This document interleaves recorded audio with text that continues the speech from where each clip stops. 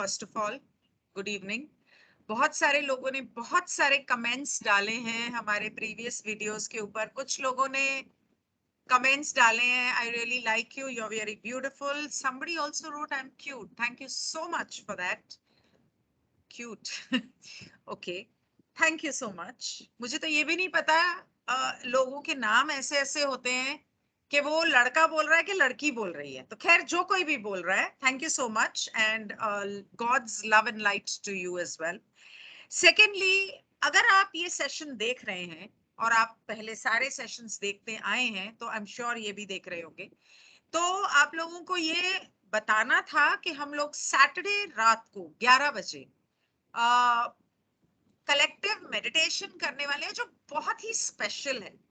वो स्पेशल क्यों है? क्योंकि अगर आपने प्रीवियस सेशंस देखे हैं तो आपको पता होगा कि लॉ ऑफ स्क्वायर्स क्या होता है।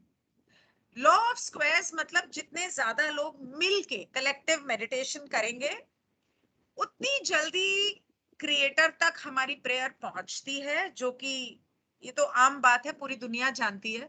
इसीलिए प्रेयर हमेशा कलेक्टिव में की जाती है। यहाँ तक कि जब मंदिर में घंटी बजती है तो सब लोग वहीं पे खड़े हो जाते हैं आरती के टाइम पे कि एक साथ करें, या मस्जिद में अजान होती है तो सब लोग एक साथ करते हैं। चर्च में सबको एक साथ प्रे करने का एक वक्त होता है, तो सब लोग कोशिश करते हैं वहां सब एक साथ पहुंचे। ये मेडिटेशन हम क्यों कर रहे हैं? पहली बात तो ये है कि न्यू वर्ल्ड ऑर्डर की जो वजह, अगर आप लोग ये सुनते आ रहे हैं तो आपको पता है कि खास करके अगर आप लोगों ने मेरे प्रीवियस वीडियोस देखे हैं न्यू वर्ल्ड ऑर्डर पे या और चीजों पे, कि ये सब क्यों हो रहा है, ये कोविड और ये सुइयां लगाना और लोगों का मरना वगैरह, तो कौन सी नेगेटिव शक्तियां हैं जो हमारी धरती पे कब्जा पाना चाहती हैं, और उसके अलावा वो शक्तियां हमारी धरती पर किस रूप में रहती हैं। तो हमें किसी का नुकसान नहीं करना, किसी को बद्दुआ नहीं देनी, किसी का बुरा नहीं करना। हम सिर्फ क्रिएटर से ये प्रार्थना करना चाहते हैं कि हमारी धरती को, इसके जानवरों को, पेड़ पौधों को, जंगलों को, पहाड़ों को, धरती जो एक जीती जागती है, जिसे हम धरती माँ कहते हैं, और इस पे रहने वाले सारे इंसानों को, सारी प्रजातियों को खुश और सुखी और तंदुरुस्त रखे, और इनकी जिंदगी लंबी हो और खुशहाल हो, ताकि ये सब जागरूक हों, जागें, सच्चाई देखें, समझें। जितने ज्यादा मिलके प्रे करेंगे उतनी जल्दी होगा। इसलिए हम चाहते हैं कि अगर आप हमारे टेलीग्राम ग्रुप में नहीं भी हैं तो मैं इस वीडियो के नीचे टेलीग्राम ग्रुप का लिंक डाल दूंगी, और हम चाहते हैं कि आप सब हमारे साथ ज्वाइन हो। हाँ, यूट्यूब लाइव भी होगा, और अगर आप लोग टेलीग्राम पे नहीं हैं तो आप यूट्यूब लाइव ज्वाइन कर सकते हैं। मैं उसमें 5-10 मिनट पहले शुरू करूंगी, ताकि आप लोगों को बता दिया जाए कि किस तरह से करना है, शुरुआत कैसे करनी है, वो सक्सेस हो, लाभकारी हो। इस वजह से कुछ एक दो चीजें हैं, जैसे दिया, अगरबत्ती जला दिया, पानी रख दिया, वगैरह वगैरह, तो वो मैं आपको बताऊंगी। इसलिए मैं 10 मिनट पहले आऊंगी। हम रात को 11 बजे शुरू करने वाले हैं मेडिटेशन। दुनिया के कोने कोने से लोग इसे करने वाले हैं। तो हाथ जोड़ के हम सब की, जो इस वक्त इस सेशन में है, आपसे प्रार्थना है कि आप भी इसमें जुड़ें, और जैसा हम समझाने वाले हैं उस तरह से करेंगे तो और बेहतर होगा, ताकि हम इस धरती को बचा सकें, जिसे बहुत सारे नेगेटिव लोग, कोई उसे एलिट्स कहता है, कोई इल्यूमिनाटीज कहता है, कोई रेप्टिलियंस कहता है, कोई पावरफुल रिच पीपल कहता है, वो जो भी हैं, जहां भी हैं, हमें उनसे लेना देना नहीं है। हमें हमारी धरती से लेना देना है कि हम इसे बचाएं, और हमारा क्रिएटर हम सबको एक खुशहाल जिंदगी दे, हम आने वाला कल भी देखें, हमारे बच्चे भी देखें। तो जरूर ज्वाइन होना। YouTube पर भी होगा, अगर आप टेलीग्राम पे हैं तो ग्रुप ज्वाइन करें, हमारे टीम्स पे जिस तरह से हम लोग सब साथ में ज्वाइन होते हैं, उसमें आप हमारे साथ हो सकते हैं, नहीं तो यूट्यूब तो है ही। सो इसके साथ अब I will and my monologue and हम आज करने जा रहे हैं सेशन 46। 46 का टोटल होता है 1। ये मैंने बहुत बार नोट किया है कि जिस दिन हम सेशन करने वाले हैं उस दिन जो सेशन का नंबर होता है वो बहुत सारी चीजों से सिंक में होता है, अलाइनमेंट में होता है। और आज एक नई शुरुआत हम करने जा रहे हैं। धरती माँ के लिए प्रे करने के लिए मैंने आप सबको रिक्वेस्ट की है कि ज्वाइन करें। So 46 adds to a 1 and 1 is always a new beginning. अप्रैल 15 को ये हुआ था। 15 नंबर जो है वो नंबर होता है 6। 6 का मतलब है बचाना, हील करना, प्रोटेक्ट करना। और 1981 में ये हुआ था। 81 का टोटल होता है 9, मतलब कि खात्मा। 1981 का टोटल होता है 1। बुराई की को खत्म करके हम एक सुंदर शुरुआत की तरफ मुड़ने वाले हैं। तो इसमें आप सबका साथ अगर होगा तो आप कल अपने बच्चों से, पोतों से, दोतों से कह सकते हो हम थे वो वॉरियर जिसने ये शुरुआत की थी। So with that we start the session number 46. Pa, you can start with the prayer.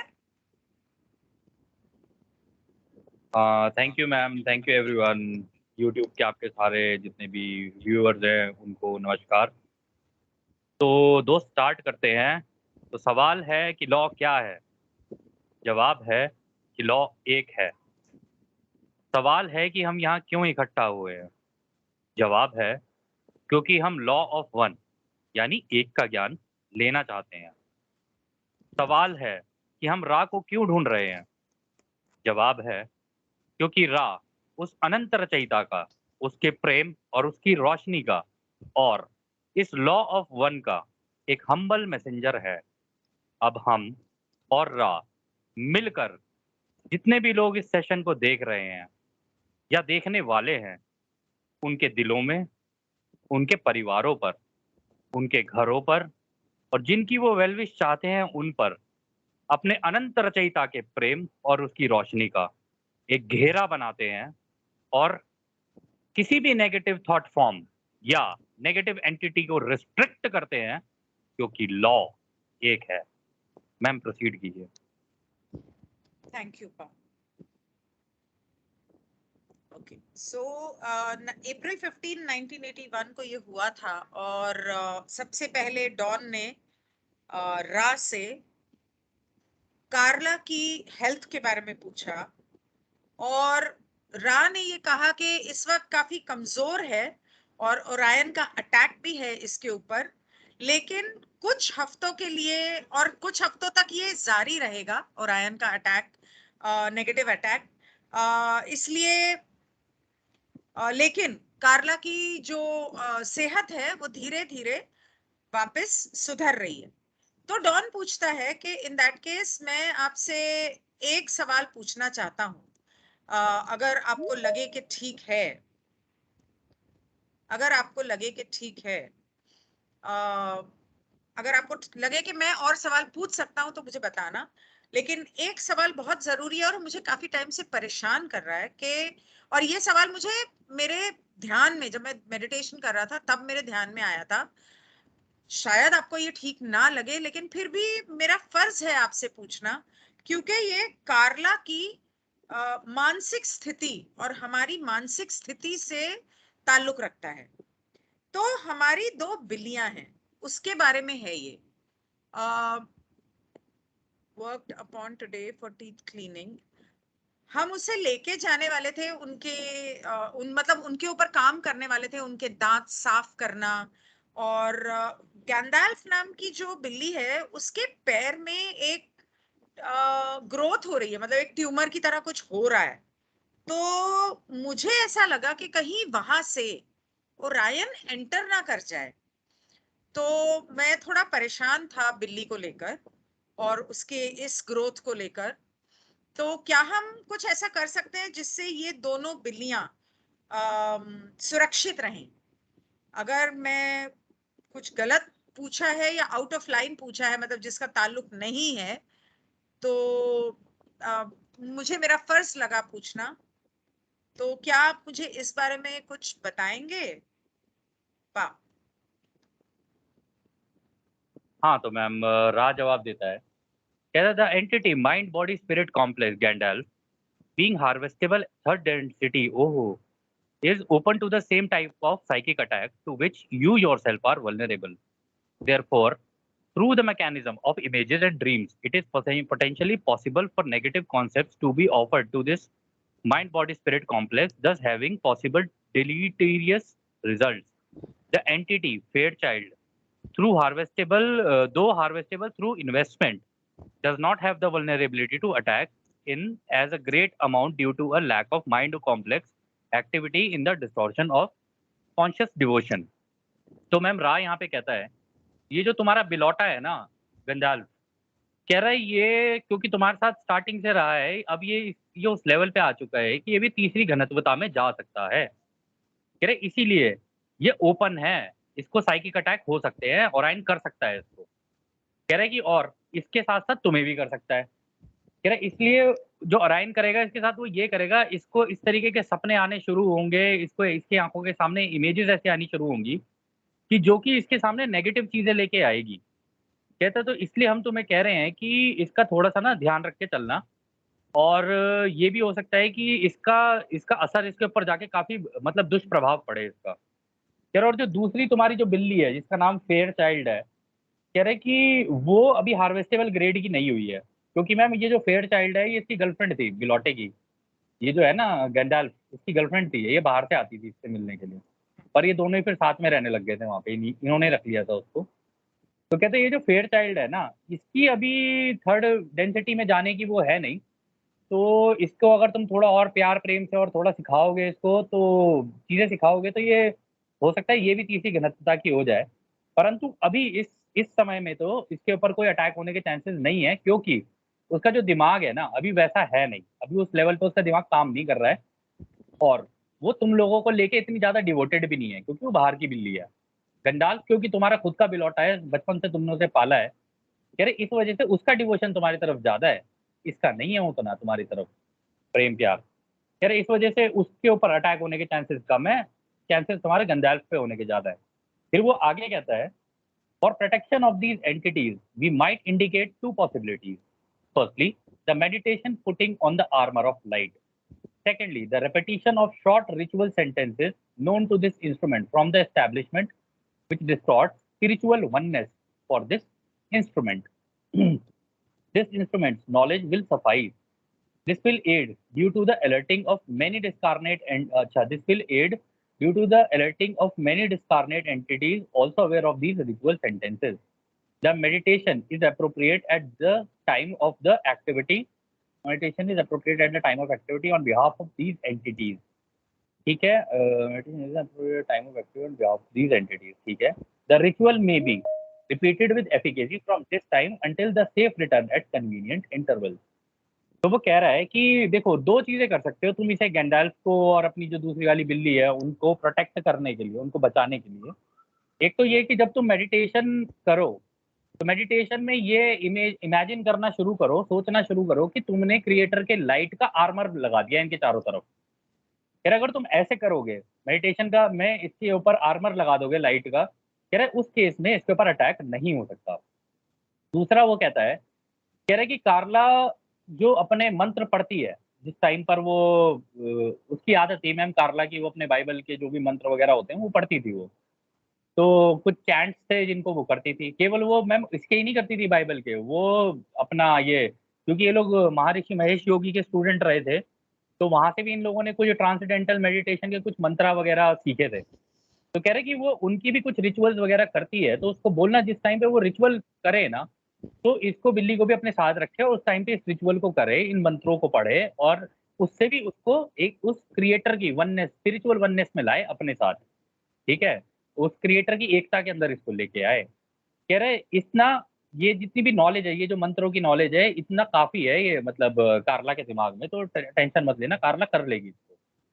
कह रहा और एक चीज और बताते हैं, हम जब ये मंत्रों को पढ़ना इसका उच्चारण शुरू करेगी ना ये, कह रहे उस टाइम पर जो डिस्कार्नेट एंटिटी, मतलब जो यहाँ से लोग मर के गए हुए हैं, डिस्कार्नेट तो मैम यही होता है ना, मर हाँ मर के गए हुए लोग, हाँ हाँ, कह रहे जो मर के लोग भूत गए हुए प्रेत हैं, है। कह रहे ये जो उच्चारण, हाँ, कह रहे कि वो जो है ना, वो भी इससे अलर्ट हो जाते हैं फिर, इनके जो भूत प्रेत टाइप के होते हैं, ये कह रहे अलर्ट हो जाते हैं और फिर ये इनके आसपास नहीं आते। कह रहे इसलिए हम तुम्हें कह रहे हैं मेडिटेशन तुम्हें इन दोनों के बिहाफ पे, इन दोनों बिल्लियों की जगह पे तुमको करनी पड़ेगी इनके लिए। कह रहे और जो रिचुअल और जो मंत्र का तो जो तुम उच्चारण करते हो, इनकी जगह पे तुमको करने पड़ेंगे, बस इनको अपने साथ रखना जब तुम ये मेडिटेशन और मंत्रों का उच्चारण करोगे। तो यही था मैम उसका जवाब। तो आगे के क्वेश्चन पे चलते हैं तो मैम। डॉन कहता है कि आप आगे जो कह रहे हो कार्ला जो मंत्र बोलती है या रिचुअल सेंटेंसेस, मैं तो उस बारे में नहीं जानता। अगर कार्ला जानती है तो आपको बताने की जरूरत नहीं, पर क्या आप मुझे बता सकते हैं कि आप किन मंत्रों की या लफ्जों की बात कर रहे हैं? तो रा कोई जवाब नहीं देता। तो वो कहता है कि अच्छा, तो पहले मैं ये मान लूं कि कार्ला को पता है, ये उससे निकलवाने की कोशिश कर रहा था शायद। तो रा कहता है हाँ, उसे पता है। तो he was trying to be smart, है ना? तो फिर डॉन कहता है अच्छा, आप क्या मुझे बता सकते हो ये जो गंदाल्फ के लेग पे, टांग पे जो ट्यूमर सा बन रहा है वो क्या है और क्यों हो रहा है? कहीं उससे उसको खतरा तो नहीं है? तो रा कहता है ma'am, the cause of such growth has been previously discussed. The danger to the physical body complex is slight given the lack of repeated stimulus to anger. वो कह रहा है कि हमने तुम्हें पहले भी बताया था कि ये जो ट्यूमर इस पे बन रहा है वो क्यों बन रहा है। कह रहे कि देखो, ये अपना गुस्सा निकाल नहीं पाता है, ये जो तुम्हारा बिलौटा है ना, इसको कभी कभी गुस्सा आता है, ये अपना गुस्सा निकाल नहीं पाता है। कह रहा उस वजह से, वो गुस्सा ना निकालने की वजह से उसको ये ट्यूमर हो गया है। और मैम बात आपने समझ कल में है? परसों पता नहीं, शायद आप शायद कल बता रहे थे आप लोगों को कि भाई गुस्सा आए, रोना आए तो कर लिया करो, चाहे अकेले बैठ के, चाहे अपने तकिए से चीख चिल्ला के बोल लो, हाँ, दीवारों से चीख चिल्ला लो, किसी से भी कर लो, लेकिन ये कर लिया करो, क्योंकि जब तक आपका गुस्सा नहीं निकलेगा ना बाहर, वो आपके लिए अंदर कैंसर बना देगा। और सच अब बात पता बताएं चला मैम, मैं क्यों इस निकालती पर हूँ। इस है, हाँ। और मैम दिक्कत ये है कि ये चीज मेरे साथ सबसे बड़ी प्रॉब्लम है, मैं अपना गुस्सा निकालता नहीं हूँ इतनी जल्दी। मैं घुट नहीं जाता हूँ, लेकिन मैं गुस्सा नहीं, निकालता नहीं उतनी जल्दी। और आपका गुस्सा फिर हो, आप सही कह रहे दुख हो, हो, मुझे काम। कुछ भी, कोई भी इमोशन हो, खुशी है, दुख है, गुस्सा है, कुछ भी है, उसे निकाल लेना चाहिए। मतलब वो चाहे जिसके ऊपर निकालना उस पे निकालो, और अगर वो ना करो तो अकेले में निकाल लो, किसी चीज पे निकाल लो, लिख के निकाल लो, आप लिख लो। आप अगर किसी ऊपर नहीं निकालते या उसे एक्सप्रेस नहीं करते तो आप पेपर पेन लो, गुस्सा नेगेटिव चीज है, उसे रेड कलर में, रेड कलर के पेन से लिखो, लिख के उसे फाड़ दो, जला दो, फ्लश कर दो, वो आप कर सकते हो, लेकिन निकालना जरूरी हाँ है। मैम, तो ये तरीका मैम मैंने इस्तेमाल किया है 2-4 बार, ये वाकई में काफी कारगर साबित होता है। हाँ, ये करना चाहिए। लेकिन पता है क्या होता है, एक तरफ आप कहते हो कि क्रिएटर आप में बसता है, ठीक है, तो आप ही क्रिएटर हो। तो अगर भगवान आपके अंदर है और आप क्रिएटर हो, तो आप उस दुख को, गुस्से को अंदर ही अंदर पकड़ के अपने क्रिएटर को दुख क्यों दे रहे हो? उसके, वो फीलिंग फिर सिर्फ आपकी नहीं है, वो उस क्रिएटर की है। तो उस क्रिएटर की उस फीलिंग को ऑनर करना आपका काम है। जैसे कहते हैं कि अगर आपको कोई क्रेविंग हो रही है, कोई चीज खाने का मन कर रहा है, खा लो, क्योंकि आपके अंदर जो भगवान बैठा है शायद उसको खाना है। मतलब इसका मतलब ये नहीं है कि कोई गलत चीजें आप करोगे कि भाई क्रिएटर का मन कर रहा है, नहीं, वो क्रिएटर नहीं, वो डेविल का मन कर रहा है, क्योंकि हर इंसान में गॉड भी है, डेविल भी है। पर आप डेविल को कंट्रोल करके गॉड को उभारते हो, वो आपके हाथ में है। सो कहीं मतलब मेरी बात को कोई गलत ना ले ले, इसलिए कह रही हूं। लेकिन आपके जो इमोशंस हैं उनको ऑनर करना आपका काम है, क्योंकि वो क्रिएटर का एक्सपीरियंस है। अगर आप अपने गुस्से, अपने दुख को अंदर ही अंदर रखोगे और बाहर नहीं निकालोगे, किसी भी तरीके से बाहर निकालो, बाहर नहीं निकालोगे तो वो आपको नुकसान देगा। और अगर आप कहते हो that law is one, we are all one, तो मेरे अंदर अगर कोई दुख है और मैं उसे अंदर ही दबा के रखूंगी, कहीं ना कहीं वो बाकी सब पे तो असर करेगा ना, किसी भी तरीके से हो, जिसकी वजह से दुख हो रहा है या गुस्सा हो रहा है उसके ऊपर तो सबसे ज्यादा करेगा। तो इनवॉलंटरी आप उसको भी दुख दे रहे हो। आप सोच रहे हो कि मैंने फलाने पे गुस्सा मुझे आया, लेकिन मैं उस पे नहीं निकाल के उस पे बहुत बड़ा एहसान कर रहा हूं और अपने अंदर पी रहा हूं। नहीं, आप ऐसा नहीं कर रहे हो, क्योंकि ये उस कोयले की तरह है जो आपने अपने हाथों में पकड़ के रखा हुआ है, जिससे आपको नुकसान हो रहा है और जिसके लिए, जिसकी वजह से आपको गुस्सा आया। कभी ना कभी तो मन में उसके लिए कुछ आता होगा, आप चाहो ना चाहो गुस्सा आ रहा है, इसका मतलब वो वजह है। तो क्यों करना, निकाल के छुट्टी करो, बाद में माफी मांग लेना, चलेगा। निकाल लो, अपने अंदर से निकाल लो, बुरी तरह से मत बोलो, लड़के मत बोलो, प्यार से समझा लो, पर निकाल लो। बेस्ट ये रहता है, क्योंकि अंदर ही पकड़ के रखोगे या लिख लोगे या तकिए से लड़ लोगे, लेकिन वो इंसान जब सामने आएगा आपको वो बात याद आएगी। इससे अच्छा उस इंसान से बात करके किस्सा खत्म करो। This is what I think. Okay, anyway, let's move ahead. So Don कहता है कि at this time I would ask if we should end the session, because वो कहता है कि मैं ये पूछना चाहता हूँ आपसे कि क्या हम ये सेशन बंद करें, क्योंकि कार्ला की वाइटैलिटी, ताकत बहुत कम है। तो ऐसा तो नहीं कि इतना कोई जरूरी नहीं है कि हम कुछ दिन रुक नहीं सकते। तो whether this is irrelevant because of the dedication to this session। और दूसरा, वो चाहती थी कि ये सेशन हो, मन से चाहती थी, लगन थी उसकी।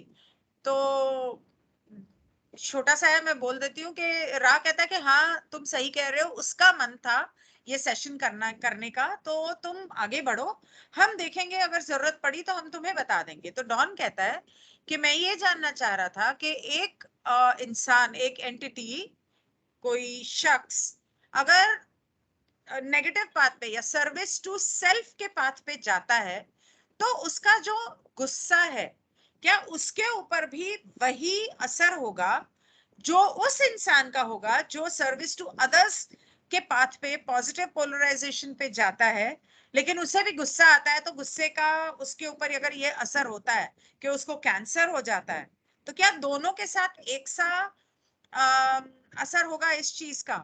क्या दोनों को ही कैंसर होने की संभावना है? और is it just a catalytic effect working in a positively polarized entity, या सर्विस टू अदर्स वाले लोगों के लिए ये एक माध्यम है कुछ सीखने का? दोनों में से कौन सी बात सही है या क्या वजह है? पा तो मैम रा कहता है कि the catalytic mechanism are dependent not upon the chosen polarity of a mind body spirit complex but upon the use or purpose to which this catalysis is put. Thus the entity which uses the experience of anger to polarize consciously positively or negatively does not experience the bodily catalyst but rather use the catalyst in mental configuration. तो ma'am रा यहाँ पे कहता है कि देखो, ये जो गुस्सा और इन चीजों की तुम बात कर रहे हो ना, ये भी अपने आप में एक माध्यम का ही काम करती है। तुम उससे एक एक्सपीरियंस जनरेट होता है, मतलब उससे भी एक अनुभव जनरेट होता है, कह रहा। और ये उसके ऊपर निर्धारित नहीं है कि किसी व्यक्ति का मतलब वो कैसा है, रास्ता कौन सा ले रखा है उसने, कि मतलब दूसरों की सेवा का या केवल अपनी अपनी सेवा का ले रखा है। कह रहे इसका फर्क पड़ता है इस चीज chosen by polarity but upon the use. कह रहे इसका जो फर्क पड़ता है वो इस चीज से पड़ता है कि वो इसका इस्तेमाल कैसे करता है। कह रहे इसलिए हम तुम्हें कह रहे हैं, इससे जो अनुभव पैदा होता है ना इस गुस्से से, कह रहे चाहे वो पॉजिटिवली हो, मतलब पॉजिटिव साइड में हो या नेगेटिव साइड में हो, कह रहा इन दोनों का इस्तेमाल बॉडी से ज्यादा, जो तुम्हारा इसका इसका जो असर होता है वो बॉडी से ज्यादा तुम्हारे दिमाग के ऊपर जाके पड़ता है। इसका असर जो है ना वहां से ज्यादा, मतलब अगर तुम देखो शरीर से ज्यादा, तो ये तुम्हारे दिमाग पे जाके पड़ेगा, चाहे फिर वो पॉजिटिव आदमी हो या नेगेटिव आदमी हो। इसलिए इसको निकाल देना सही रहता है।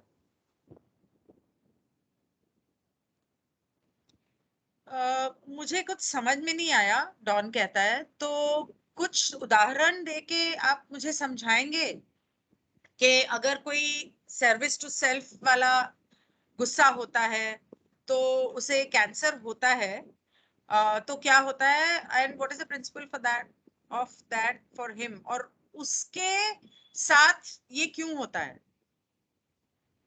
किस वजह से?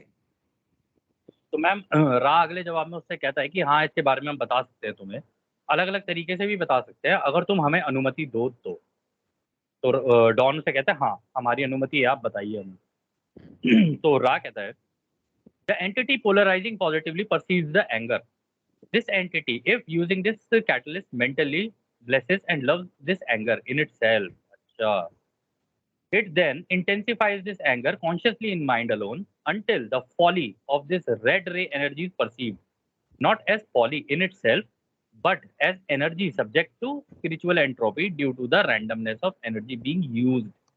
तो कह रहा देखो, ये जो ऊर्जा इससे जो उत्पन्न होती है ना गुस्से से, कह रहा है जो पॉजिटिव टाइप के जो लोग होते हैं ना वो क्या करते हैं, वो इसको समझते हैं पहले अपने दिमाग के अंदर, कह रहे फिर इसको प्रेम से और जो ब्लेसिंग होती है उस रचयिता की, कह रहे उसके साथ ना इसको बैलेंस करते हैं पहले तो, कह रहे और उस गुस्से की जो उसके जो जड़ होती है ना उसको समझने की कोशिश करते हैं पहले, इसकी जड़ क्या है, कह रहे फिर उसके बाद इसको ना इसकी इंटेंसिटी को समझने की कोशिश करते हैं अपने केवल दिमाग के अंदर ही पहले, कह रहे फिर इसके अंदर से जो रूट चक्र होता है, जो लाल वाला चक्र है आपका, जो सबसे क्या बोलते हैं मैम उसको, मूलाधार। मूलाधार चक्र।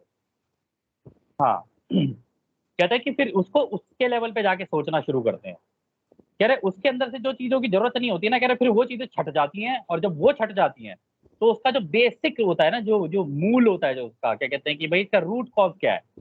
कह रहा उस वो जाके उनके मूलाधार चक्र में चला जाता है, और वहाँ जाके वो क्या करते हैं, उसका इस्तेमाल अच्छे तरीके से करना शुरू कर देते हैं, ना कि उसका इस्तेमाल इस तरीके से करें कि भई दूसरों के ऊपर गुस्सा निकाल रहे हैं और निकाले ही चले जा रहे हैं। पहले उसे अपने दिमाग में अच्छे से एनालाइज़ करते हैं, अनलेस अंटिल ज़रूरत पड़े, तब तक नहीं करते वो कहते हैं वो इसकी रैंडमनेस, इसकी एनर्जी का जो इधर-उधर जो भागने वाली एनर्जी है, इसको समझ जाते हैं, और समझ के फिर इसका इस्तेमाल करना शुरू कर देते हैं सही डायरेक्शन में। कहता है positive orientation then provides the will and faith to continue this mentally intense experience of letting the anger be understood, accepted and integrated with the mind body spirit complex. The other self, which is the object of anger, is thus transformed into an object of acceptance, understanding, and accommodation, all being reintegrated using the great energy with anger began. तो वो कह रहा है कि जो positive orientation जिन लोगों की होती है ना, तो फिर वो अपनी इच्छा से और अपने फेथ यानी अपने विश्वास से आगे चलता है, इसको अपने दिमाग के अंदर खूब अच्छे तरीके से सोचता है इसके बारे में, भाई ये इसका इसका रूट कॉज़ क्या है? कहाँ से शुरू हुआ था ये? यार वहाँ तक जाएगा, उसको समझेगा, उसे एक्सेप्ट करेगा, मतलब उसे मानेगा, और फिर अपने अंदर ढाल लेगा उसको कि हाँ, भई ऐसा है, ये इसका रूट कॉज़ ये था, इसकी वजह से ये प्रॉब्लम हुई थी, तो उस प्रॉब्लम को समझ चुका हूँ और मैंने मान लिया कि हाँ, भई ये प्रॉब्लम है। और इसी वजह से वो सामने वाले को ये देखेगा कि अरे भाई ये तो अगर मैंने गुस्सा निकाला, ये तो इसके ऊपर जाके पड़ जाएगा। कह रहा और ये भी गुस्सा कर रहा है। कह रहा तो उसको गुस्से को रोकने की कोशिश करता है कि ये सामने वाला उस लेवल पे ना चला जाए कि ये उसका उसको सँभाल ना पाए। कह रहा इसीलिए उस सामने वाले को भी फिर वो मान लेता है, उसको समझता है, उसको अकोमोडेट करता है, मतलब अपने साथ बैठाता है, उससे बात करता है, उस तरीके से कर करा के उसको ठीक करने की कोशिश करता है, और उससे बात करता है कि देख दोस्त, इस रूट कॉज़ की वज़ह से हुआ था ये। तू बता कि इसकी वज़ह से हुआ था कि नहीं हुआ था? अगर वो कहता है हाँ, इस वज़ह से हुआ था, तो कहते हैं कि फिर चीज़ें ना ठीक हो सकती हैं। अब वो बताएगा नेगेटिव वाले के बारे में। वो कहता था negatively oriented mind body spirit complex will use this anger in a similarly conscious fashion, refusing to accept the undirected or random energy of anger, and instead through will and faith funneling this energy into a practical means of venting the negative aspect of this emotion so as to obtain control over other self or otherwise control the situation causing the anger. कहता है कि जो negative type के लोग होते हैं, कह रहा है वो भी जानबूझ के अपने दिमाग के अंदर ही उनको पता तो होता है कि गुस्सा आ रहा है उनको, कह रहा लेकिन वो सामने वाले की बात को एक्सेप्ट नहीं करते, कुछ भी नहीं करते। वो अपनी-अपनी बात रखते चले जाएँगे, बस अपनी-अपनी चीज़, उनको अपना ही गुस्सा समझ में आ रहा होता है और कुछ नहीं। सामने वाले की सिचुएशन समझ नहीं आ रही होती उनको। कह रहे इसी वज़ह से वो जानबूझ के इसका इसका जो गुस्सा होता है ना, कह रहा है अपनी इच्छा से और अपने विश्वास से वो क्या करते हैं, इसका इस्तेमाल इस तरीके से करते हैं ताकि वो दूसरे को दबा सकें और उस दूसरे को या उस सिचुएशन को कंट्रोल करें कि हाँ भाई, इस सिचुएशन में मैं ही जीतूँगा चाहे कुछ भी हो जाए। उसको जीतने उसके लिए वो हार-जीत का केस बन जाता है। जबकि पॉज़िटिव वाले के लिए वो हार-जीत का केस नहीं होता, वो समझदारी का केस बन जाता है। वो उसको समझता है, सामने वाले को भी समझता है, खुद को भी समझता है। इस केस में ऐसा नहीं होता, इसमें वो सामने वाले को दबाने की कोशिश करता है कि नहीं मैं सही हूँ और मैं सही हूँ और अपने आप को जीत की सिचुएशन में लाने की कोशिश करता है। फिर उसके आगे वो कहता है control is the key to negatively polarize use of catalyst.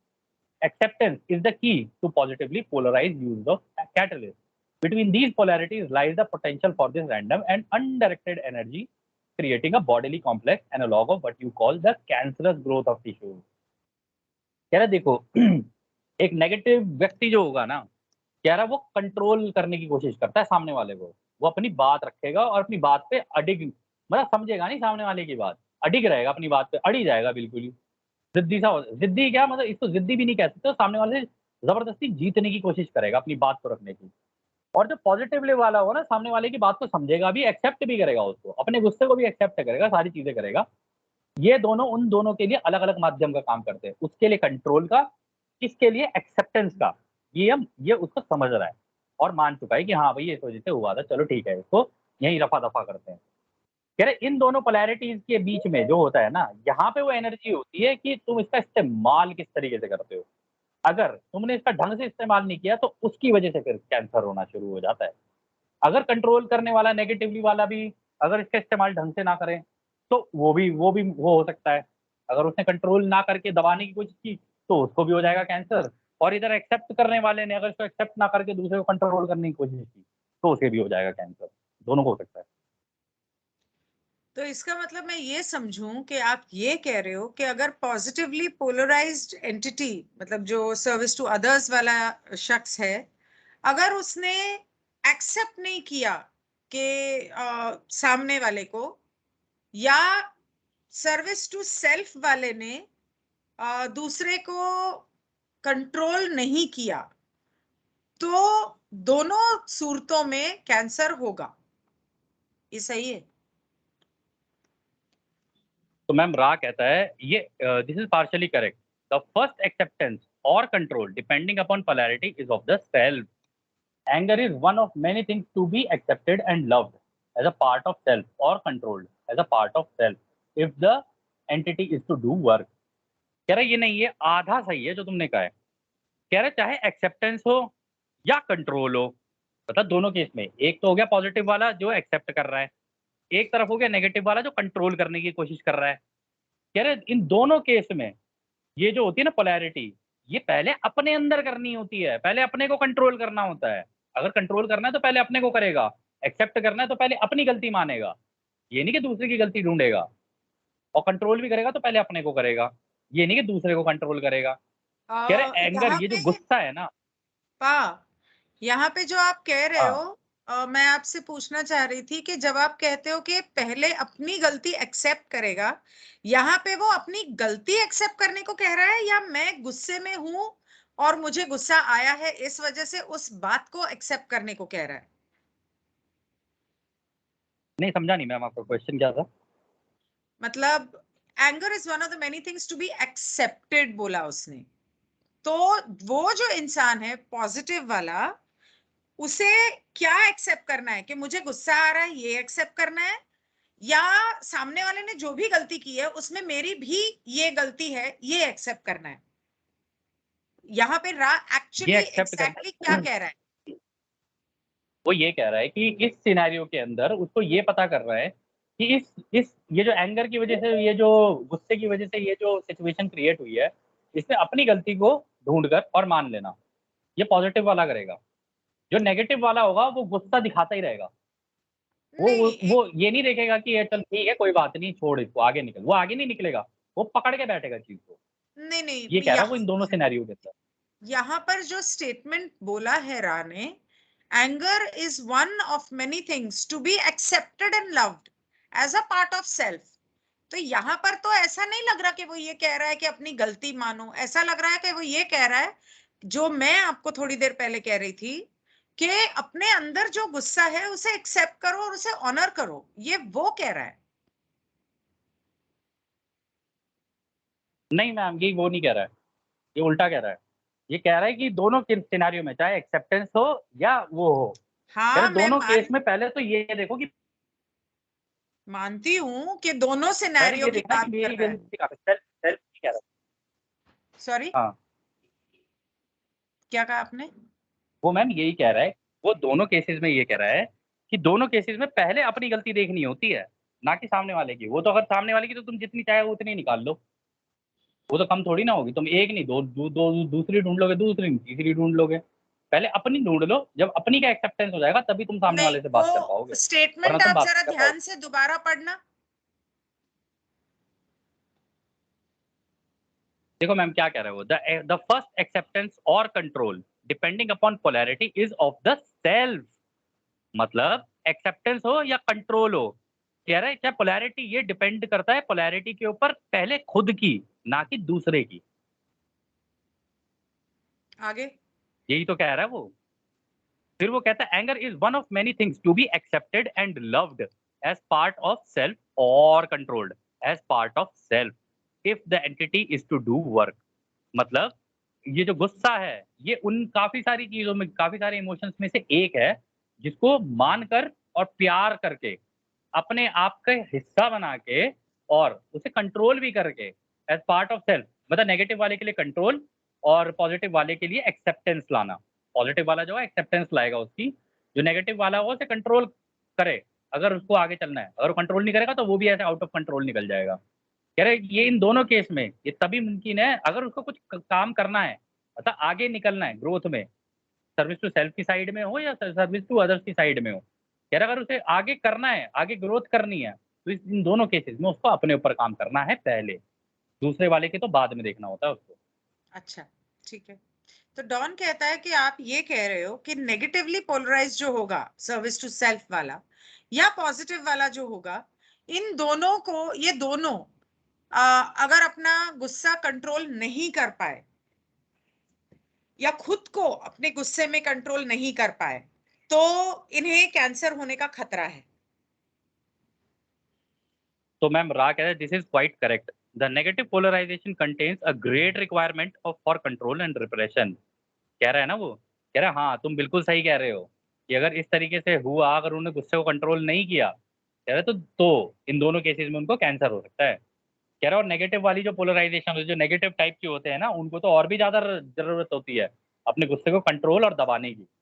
अगर उन्होंने नहीं दबाया तो उनको तो बहुत जल्दी हो जाएगा कैंसर। अच्छा, रिप्रेशन ऑफ व्हाट? रिप्रेशन मतलब दबाना, तो क्या मतलब रिप्रेशन ऑफ व्हाट? हाँ, तो मतलब वही डॉन पूछ रहा है, रिप्रेशन ऑफ व्हाट, दबाना, किस चीज को दबाना।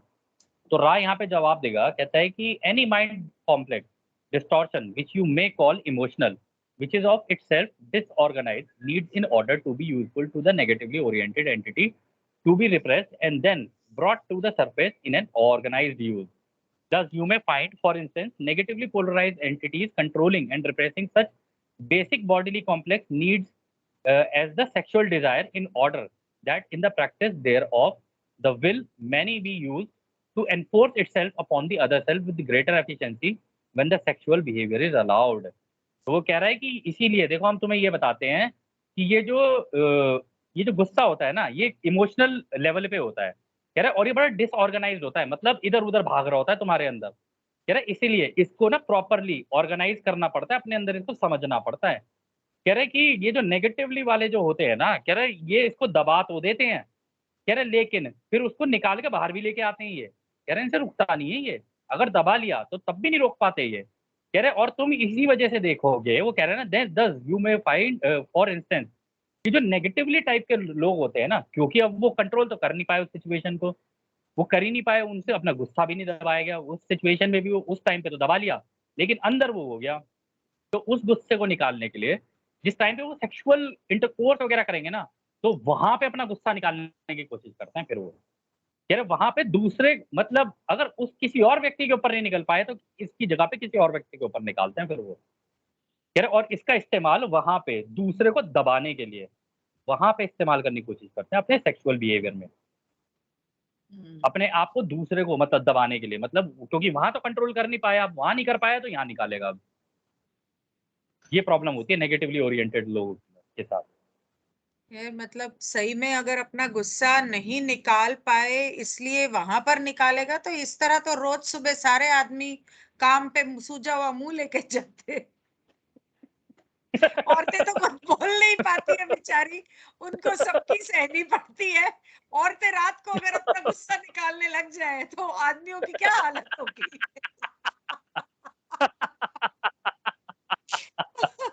हाँ, ये भी है खैर, ये भी है खैर। होना चाहिए, पर औरतें तो निकालती नहीं है। आदमियों को तकलीफ ही इस बात की कि औरतें नहीं निकालती। अच्छा खैर, अरे मैम, मजाक। किसी-किसी केस में निकाल भी देती हैं, और जब निकालती हैं तो फिर वो अलग ही लेवल का हो जाती अरे है चीज़ें। प्रभु, मैं रात की बात कर रही थी, मजाक कर रही थी भाई। अच्छा, अच्छा। Okay, okay. समझे ही नहीं आप मेरी बात। Then the positively oriented entity, rather than attempting repression of emotion, would balance the emotion as stated in an earlier contact. Is this correct? तो वो कहता है डॉन के, पूछता है कि जो सर्विस टू अदर्स वाला शख्स है, अपने जज्बातों को दबाने के बजाय अपने जज्बातों को संतुलित करने की कोशिश करेगा। जैसे कि पहले आप एक बार बता चुके हो। तो रा कहता है हाँ सही कह रहे हो, and illustrates the path of unity. पा, आप ही बताओ। तो वो कह रहा है कि जो पॉजिटिव वाला जो होगा, इसका मतलब वो करेगा क्या कहते हैं, अगर इस इमोशन को दबाएगा तो अपने अंदर बैलेंस बनाने की कोशिश करेगा कि भाई इससे, मतलब वो बैलेंस इमोशन स्टेटेड इन है आगे, तो वो अपना बैलेंस बनाने की कोशिश करेगा अंदर ही अंदर। क्या मैं सही कह रहा हूँ? तो रा कहता है हाँ, this is correct and illustrates the path of unity. हाँ, वो बैलेंस करेगा और उस चीज को शांत करके मिलाने की कोशिश करेगा सामने वाले को भी अपने साथ ही, जो पॉजिटिवली होगा। जैसे आप कभी कभी कंटम्पलेशन में चले जाते हो।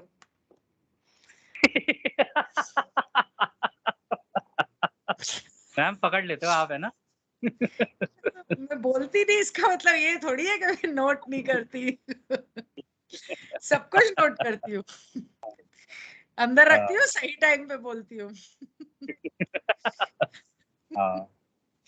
ठीक है, तो डॉन कहता है then cancer is a training catalyst operating for both polarities in approximately, इसका मतलब कि कैंसर जो है वो दोनों तरह के लोगों के लिए, शख्स के लिए एक माध्यम है उनको सिखाने का, उनको मतलब जिंदगी में सीख है उनकी, दोनों तरफ के पोलराइजेशंस को पक्का करने के लिए, चाहे वो आप सर्विस टू सेल्फ में जा रहे हो या सर्विस टू अदर्स में जा रहे हो, depending upon the orientation of the entity experiencing the catalyst.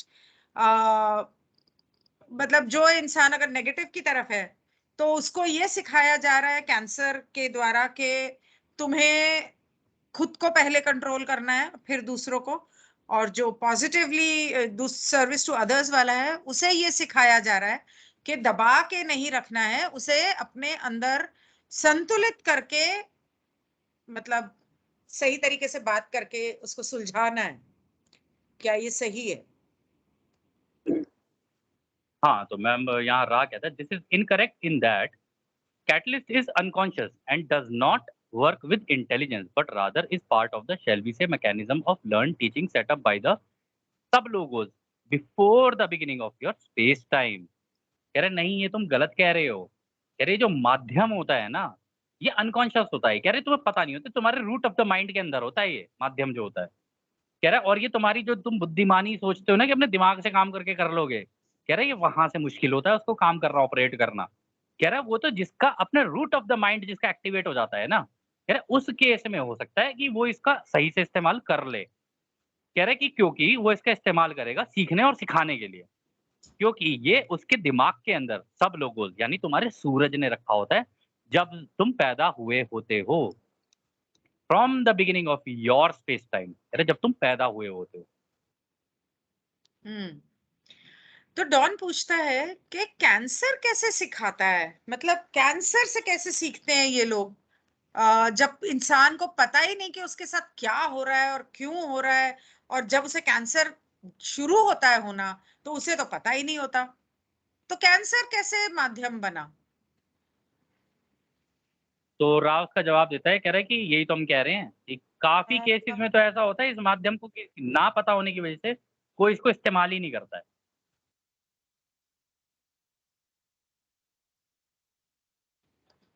एक सेकंड। हाँ हाँ।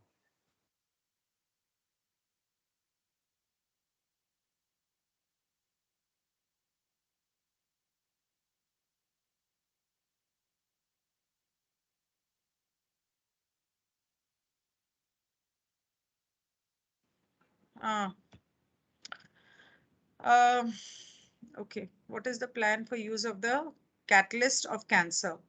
तो वो कहता है कि कैंसर को माध्यम बना के इस्तेमाल करने की वजह क्या है, उसका प्लान क्या है? तो हाँ। मैम रा बोलता है, the catalyst and all catalyst is designed to offer experience. This experience in your density may be loved and acceptance or it may be controlled. These are two paths. Whether when neither path is chosen, the catalyst fail in its design, and the entity proceeds until catalyst strikes it, which causes it in a form a bias towards acceptance. एक minute, ये वाला थोड़ा अजीब है। वो design से fail हो जाता है, ठीक है। The entity proceeds until catalyst strike it, which causes it to form a bias towards acceptance and love or separation or end control. There is no lack of space and time in which the catalyst may work. कह रहे देखो, जो माध्यम होता है ना, कह रहा है कि वो माध्यम मतलब कैटलिस्ट यानी जो कैंसर जो हो जाता है उसका भी जो माध्यम होता है, कह रहे जो माध्यम होता है ना, वो माध्यम इस तरीके से डिजाइन होता है ना कि उसका काम भी तुम्हें एक अनुभव ही देना होता है। कह रहा है कि तीसरी घनत्वता में जो तुम अभी अनुभव ले रहे हो ना, कह रहे कि इससे इसका जो इस्तेमाल होता है, या तो तुम प्रेम और एक्सेप्टेंस में आ जाओ, मतलब प्रेम और इसको मान लो कि हाँ भाई मेरी गलती से हुआ है, ठीक है, या जो नेगेटिव वाला होगा उसको कंट्रोल, ये सारी चीजें करनी पड़ेंगी। कह रहे ये दो रास्ते हैं। कह रहे कि अगर दोनों में से कोई भी रास्ता नहीं चुना तुमने, कह रहा तो ये जो डिजाइन है ना इसका, ये जो अनुभव इसकी वजह से होना होता है, कह रहा तो वो फेल हो जाता है। कह रहा और ये जो इसको लेके आगे चल रही होती है, जब वो फेल हो जाता है आगे लेके चल रही होती है, तो उसका अपना खुद का एक तो झुकाव हो जाता है। फिर वो झुकाव की तरफ हो जाता है, या तो एक्सेप्टेंस और लव वाली तरफ हो जाएगा, कहता है, या तो नहीं होगा, कह रहा है, या फिर सेपरेशन और कंट्रोल वाले में नहीं होगा। कह रहा है दोनों केस में वो फेल हो जाएगा। फिर कह रहा है इसलिए हम तुम्हें कह रहे हैं कि समय और जगह में जो अनुभव होता है ना, उसका कोई फायदा रह नहीं जाता फिर, अगर इसका तुम इस्तेमाल ना करो तो, और आगे अपनी प्रोग्रेस ना करो तो।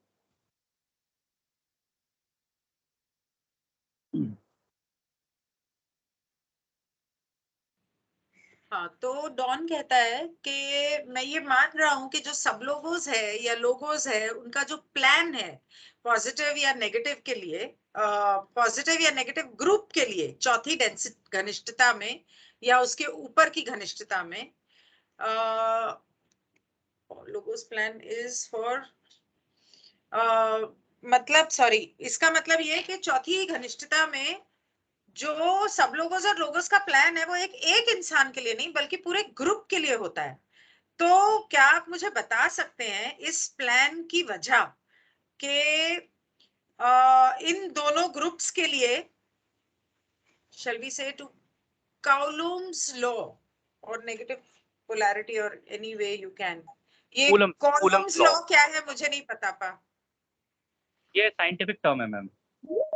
अच्छा, तो इसके आ,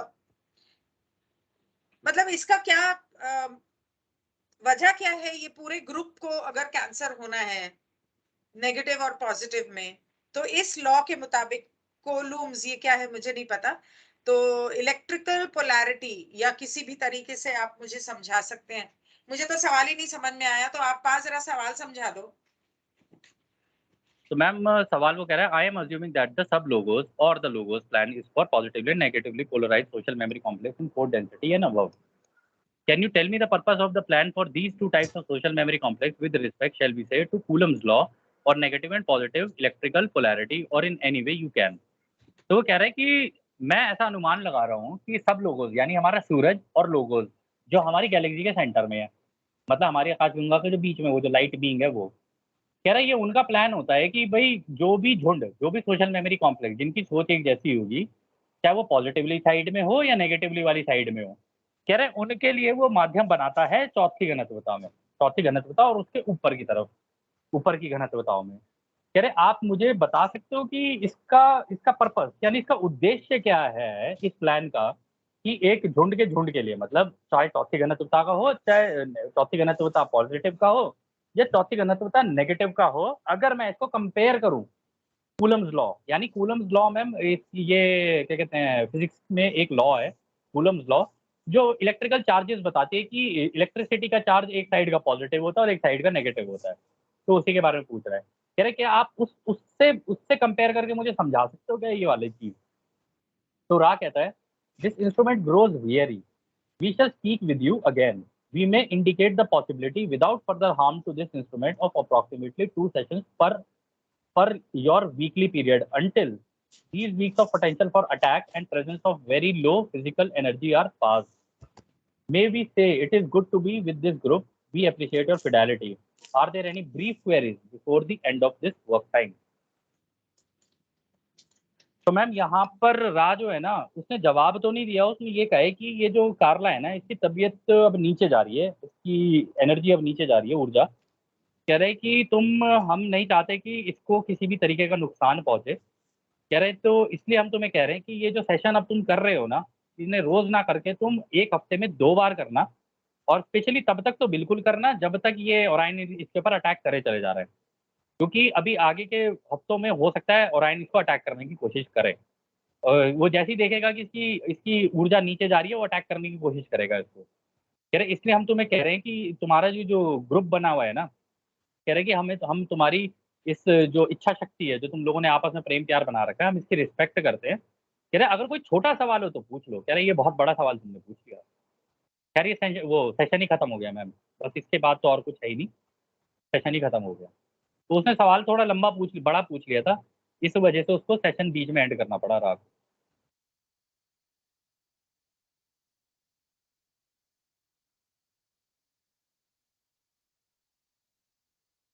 को। खत्म करते हैं मैम।